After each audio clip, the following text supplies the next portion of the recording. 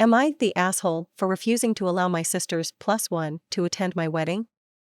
Many questions has been asked if we're full or half siblings. I can confirm we're full siblings. I, 24F, am due to get married in 2 weeks to the love of my life, 38F. I have 2 sisters A, 29F, and B, 26F, and a former friend Dick, 24M. Dick and I go a long way back and used to be great friends, but a few years ago, there was drama starting in our friendship group and everyone started turning on each other. At the time our mother was poorly and I knew she was reaching the end of her days, so I was saving money in cash, otherwise I would have spent it if it was in a debit card or credit card. To pay for her funeral expenses, as she didn't have a will in place or a funeral plan, she was too far gone mentally as well to sort that out. I saved about £3,500 for my mum's funeral.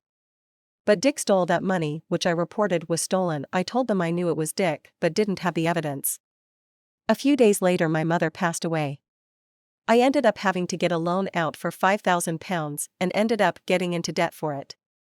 A few days after my mum had died, Dick had showed up to my door. He openly admitted to stealing the money and was laughing at the fact my mum died. A and B knew what was going on.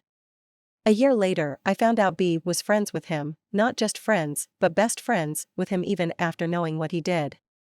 I decided not to speak to them for a few months as I needed time. In 2 weeks, I'll be getting married, and I found out during a family dinner yesterday that B is bringing Dick as her +1. When we announced our engagement, I did say she could bring anyone as I didn't think she'd bring Dick at all. I went ballistic and told B that Dick isn't coming to the wedding and he ain't going to be your +1, and if you don't accept that then it means you're uninvited to the wedding as well. My fiancée remained calm but voiced her opinion and said she agreed.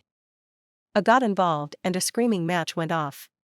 A said if B is uninvited to the wedding then they're not coming as well. They're being my brother-in-law and sister. My brother-in-law stayed out of it and told me he's still coming as well.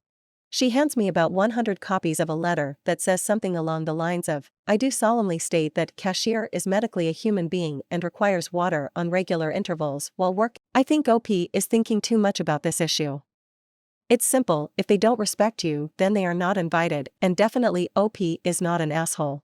Tell us your thoughts in comments, and don't forget to like and share. Not just any thief either, this thief stole money he knew was intended to pay for his friend's mother's funeral. It's not easy to get lower than that. And in the US, $3,500 theft is a felony. No way would I ever want to be around someone who committed a felony against me, let alone having them at my wedding. UK weddings can typically have basket or post boxes for envelopes of money from guests to be left. Why have a thief there? He will do it again.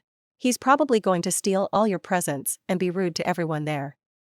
If your brother-in-law is choosing to still attend, that alone shows how wrong your sisters are to draw a line. Take the win that you found out before the actual day and trust yourself, your fiancé, and your brother-in-law. How a local doctor got the best malicious compliance against my boss. Somewhere around 2007, I was working as a drugstore manager. Running the entire front store and the pharmacy, pay was excellent for someone who was in their early to mid-20s, but the job was also soul-crushing in some stupid ways. A rule came down that cashiers can no longer have drinks at the register. They can drink on their lunch breaks and otherwise shouldn't need water. At the same time they dialed back the AC, so the store was constantly uncomfortably warm but not technically dangerous. I had some of the best staff. One lady was roughly 65 and came to me to let me know she was on medicine that gave her dry mouth, so she needed me to know if I took her water away she would really have a hard time being able to talk to customers. She almost developed a lisp when she couldn't have her water. I told her no worries, have your water, I'll deal with my boss when he sees you someday. Because he was running 40 stores and mine was generally not a problem store, he only came by every 60 days or so. Eventually, he does swing in and asks her about her water. She says I have a medical condition and I told her it was fine. I also told him I had approved the water. He pulls me into the office to let me know that for her to have that water she needs a doctor's note.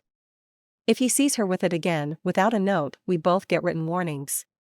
He explains this is because not following the company rule can't be a decision made by me. I'm flabbergasted. I'm just the manager in charge of the store. This company literally made me do drills on how to deal with bombs or shootings, but I can't approve a bottle of water. It must be an exception deemed necessary for medical needs. I explain this is stupid. He actually agrees, but says he's also following orders from above. Great. I pull my cashier aside and tell her what's up. I said, I'm really sorry, but can she please just get her doctor to fax a stupid note over so we can cover our asses? She got a little gleam in her eye, and I was excited to see what it meant. Her next shift she rolls in and says, you are going to love this. She hands me about 100 copies of a letter that says something along the lines of, I do solemnly state that cashier is medically a human being and requires water on regular intervals while working and not solely during breaks. This was a massive waste of my time and your company should be ashamed of yourself.